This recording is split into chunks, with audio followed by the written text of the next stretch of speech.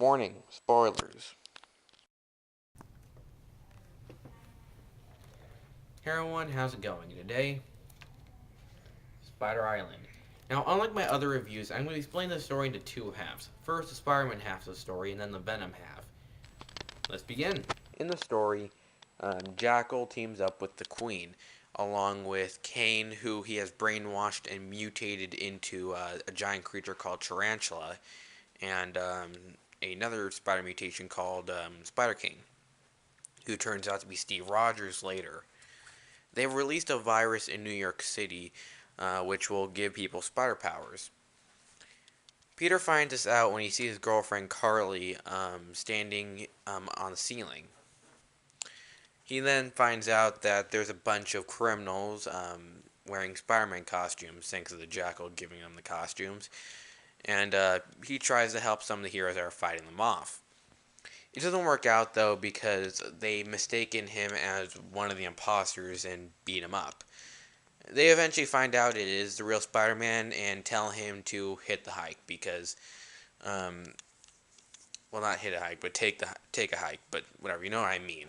They tell him to leave because, well, they don't want to keep hurting him by mistake because there's so many damn imposters. Peter then decides that if he can't help him as Spider-Man, he would help him as Peter Parker, going on the news and telling them, hey, I have spider powers.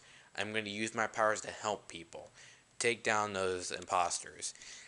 Because there are some good people in New York that work very hard and don't need to deal with this. And if you agree with me, help me take these guys down. And they do. They help take down the imposters and everybody's happy. After that, Peter goes back into the Spider-Man costume and goes with Carly where they end up bumping into Shocker, who has also, been infected with the virus, who has multiple arms now. There, Peter finds out there is a second stage to the virus. It will actually turn people into giant spiders. I am not joking, giant spiders. Peter's very shocked to find that out, and so was I when I first read it. I think everyone was shocked to see that part. And Peter is, trying to fight him off, but it's kind of hard fighting spiders 100 times your size, but gets a little bit of help by J. Jonah Jameson, who is also, gained spider powers. Oh, the irony! And he starts kind of mutating too when they go to Horizon Labs and they meet Smythe, better known as the Spider Slayer, and Jameson actually tries to kill him. They eventually find out that there is, in fact, a cure, and that cure is anti-venom, better known as Eddie Brock. After they get him during the Venom story, they create the cure. It's a big old batch of a cure, and the Queen's pissed off that there is a cure, and so tells Tarantula to destroy it. Peter stops Tarantula, and he falls into the vat of the cure and turns back into Kane with some improvements. One, he has lost all his scars. The degeneration is over. And, he can, think clearly. He can tell Peter what he knows. He has some powers gone, though, which we learn in Scarlet Spider #1. Like, he doesn't have spider sense. And now he has stingers like Peter used to do before the story that I shall not name, while also having the sticking to walls, web slinging, and super strength. The story is, pretty good. It started off a little bit bumpy, but did get better in the end. Um, the Queen is a pretty interesting villain. I really don't know much about her though. Luckily, they do give us some backstory on the character, so kind of giving us, why a reason why she would do all this and why she would want to rule a world filled with spiders. Um, as for the Jackal, he's just annoying.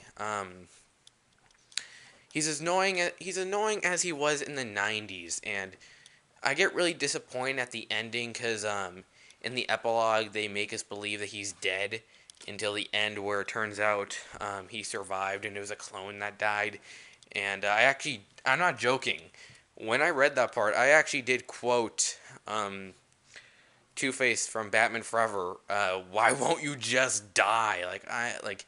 I was really pissed off that they brought him back. I'm hoping that next time he shows up, though, he really does die. I don't want more damn clones. I want Jackal gone. I want, the last half of the Clone Saga just wiped out Spider-Man's existence. I think everybody does. Like even Spider-Man and Kane. Um, but as for Kane, I think they did a good job at, getting us ready for Kane's story arc when he becomes Scarlet Spider, which I recommend picking up. It's actually been a really good series. It's also good at, kind of bringing back some things that we lost after the story that I shall not name. For example, Peter and MJ. It looks like the relationship is coming back because in the end, Peter does break up with Carly after he reveals that he is Spider-Man to her, and she kind of thinks, what, this is not going to work out because I'm just a part of your act. Like, Spider-Man is the real you. You're not Peter Parker. You've just been lying to me for months. So, yeah, it will never work out. So she just leaves Peter. And, MJ, during the battle with the Queen, she actually said that she loves Peter. And so, yeah, that brought a smile to my face. There's also the whole issue with this whole secret identity being revealed. They did change that in another story where it turns out that Doctor Strange did it instead of Mephisto, where Doctor Strange actually erased everyone's memory and he put a spell on Peter where if anyone ever sees his face or learn about his identity, they'll forget about it in a second. Um, but it would have to be by force or by an accident. If Peter does it willingly, the spell will be broken. There's no way to bring it back. So I like that there's more risk into Peter now. Because even though I did like that change, that they retconned the deal, I still thought that was kind of shitty. Because that makes me think, wow, then there's no real risk for Peter losing his loved ones if people can just forget who he is. Um, so I'm happy that's been brought out. So the Spider-Man part of the Spider Island story is very good, and next I'll be talking about the Venom half.